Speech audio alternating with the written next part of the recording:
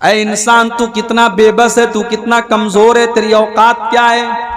तू अगर अपनी औकात को देखना चाहता है इंसान, तू अपनी मौत के ऊपर गौर कर। ऐ इंसान तू अपनी मौत के ऊपर गौर कर। जब तेरी मौत का टाइम आता है, अल्लाह फरमाता है फलौला इज़ा बलगतिल हुल्कूम व अंतुम हीनइज़िन तंजुरून। मेरे बंदो, जब तुम्हारी मौत का टाइम आता है और तुम्हारी रूह तुम्हारे हलक से निकलने वाली होती है, तुम्हारी रूह निकल करके हलक तक पहुंच जाती है, वह अंतुम हीनइज़िन तंजुरून, और तुम देखते हो कि मरने वाला तुम्हारी आंखों के सामने मर रहा है। बाप की रूह निकल रही है, बेटा देख रहा है। शौहर का इंतकाल हो रहा है, बीवी बैठी है चारपाई के पास, लेकिन बीवी चाह करके भी अपने शौहर को नहीं बचा सकती। बेटा अपने बाप को नहीं बचा सकता, बाप अपने बेटे को नहीं बचा सकता। इंसान तो कितना बेबस और लाचार है, ये तुझे तेरी मौत बताती है।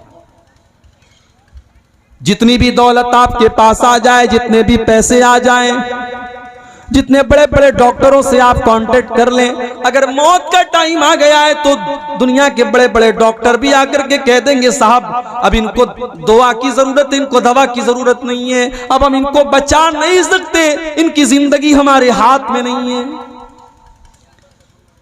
फलौला इज़ा बलगतिल हुल्कूम व अंतुम हीनइज़िन तंजुरून।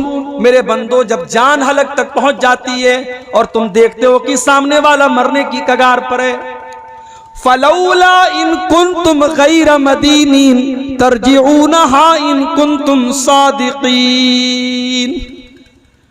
मेरे बंदो, अगर तुम्हें ऐसा लगता है कि उस मरने वाले के ऊपर किसी का कंट्रोल और पावर नहीं है, मरने वाला आजाद है, वो खुद से जिंदा हुआ है और खुद से मर जाएगा, अगर तुम्हें ऐसा लगता है तो उस मरने वाले को तुम मौत के मुंह से बचा करके दिखा दो, तुम उसकी रूह को निकलने से बचा करके दिखा दो। तुम ऐसा नहीं कर सकते, नहीं कर सकते। और ये भी याद रखिए, जिसकी रूह निकल गई दोबारा रूह वापस भी नहीं आ सकती। हमारे यहाँ जो ये अकीदा माना जाता है ना कि आत्महत्या करने के बाद आत्मा भटकती रहती है, पहली बात तो आत्मा बोलना भी नहीं चाहिए, रूह को रूह ही बोलना चाहिए, रूह को आप आत्मा नहीं बोल सकते। रूह के लिए कुरान और हदीस में रूह का लफ्ज आया है।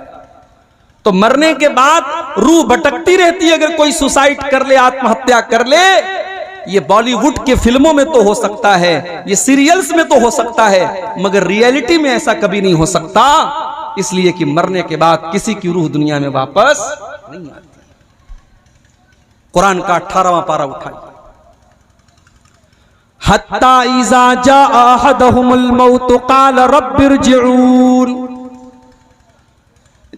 मेरे बंदो, जब तुम्हारी मौत का टाइम आता है, बंदा अपने अल्लाह से कहता है कि ऐ मेरे परवरदिगार, तू एक बार मुझे दुनिया में दोबारा लौटा दे, एक मौका और दे दे। लअल्ली आमलु सालिहा, ऐ अल्लाह तू एक मौका मुझे और दे दे, मुझे दोबारा तू दुनिया में भेज दे ताकि मैं नेक अमल कर सकूं।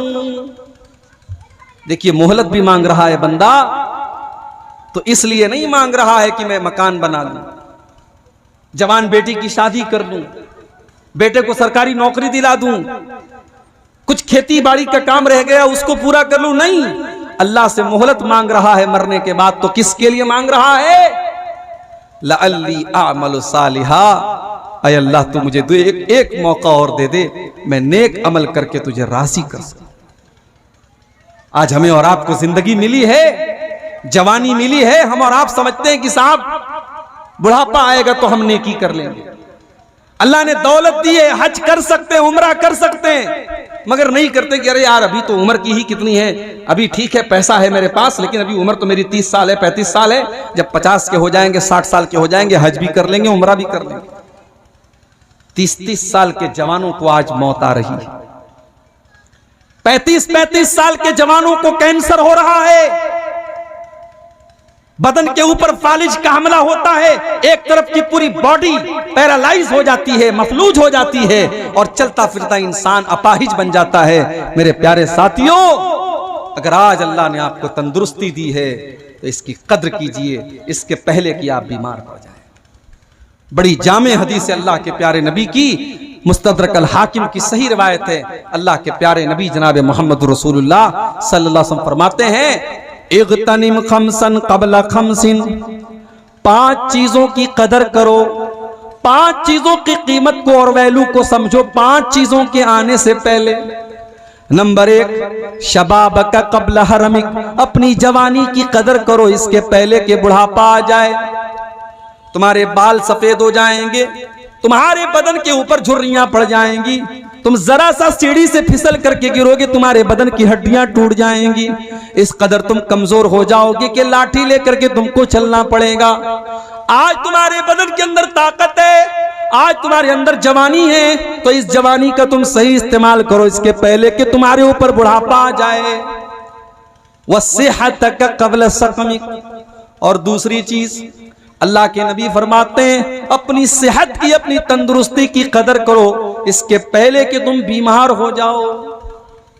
कभी कभी मैं भी महसूस करता हूं ये रात रात भर के जलसे, लंबे लंबे सफर करना, कभी खाना मिल रहा है सफर में, कभी नहीं मिल रहा है। कभी कभी साउथ में सफर में जाता हूं, ट्रेन में 12-12 घंटे का सफर हो रहा है, कोई मतलब का नाश्ता भी नहीं मिल रहा है। अब साउथ में नाश्ता, हमारे यहाँ जो नाश्ता चलता है वो साउथ में थोड़ी मिलेगा। वहां इडली मिल रही है, बड़ा मिल रहा है, वो सब हम लोग पसंद नहीं करते। 12-12 घंटे ट्रेन पर बैठे हुए हैं, कुछ खाने को नहीं मिल रहा है। रात रात भर जलसे में जागे, उसके बाद ट्रेन पर गए, ट्रेन पर स्लीपर में टिकट मिला, एसी में नहीं मिल पाया, स्लीपर में जनरल बना हुआ है, त्योहार का मौका है, ढंग से बैठ नहीं सकते, सोना तो बड़ी दूर की बात है। ये सारे हालात हम लोग जब फेस करते हैं मेरे भाइयों, तो एहसास होता है कि हम अपनी सेहत पर जुल्म कर रहे हैं।